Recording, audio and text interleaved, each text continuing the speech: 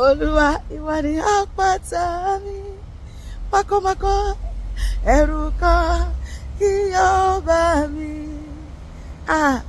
Ìgbà tí èmi bá ké pè ọ́, yẹ Olúwa yẹ ọ́ dá mi lóhùn.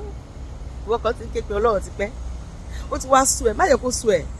Ìrètí pípẹ́ tó máa ń fọkàn láàárẹ̀ olùtọ́, ṣùgbọ́n gbẹ́kẹ̀lé Olúwa, ó máa mú ìpinnu rẹ̀ ṣẹ fún ayé rẹ̀. Olúwa ló ní kí n sọ bẹ́ẹ̀ fún ẹ. Ohun tó ń béèrè yẹn ó máa ṣe fún ẹ. Olúwa mi máa ṣe kọ̀ mí sílẹ̀.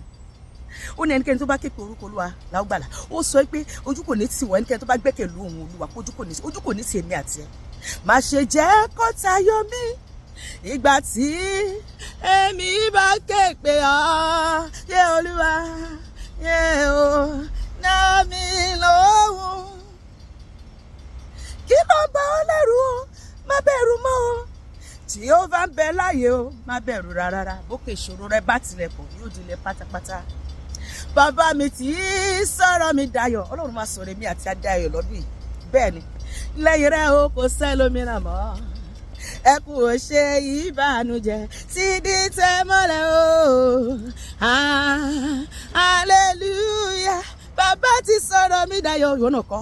Bàbá mi ti sọ̀rọ̀ mi dayọ̀. Lójú ara ni pé Jésù Kristi máa dúpẹ́ o ṣé o. Gbogbo òkè ìṣòro mi ti di pẹ̀tẹ́lẹ̀ o.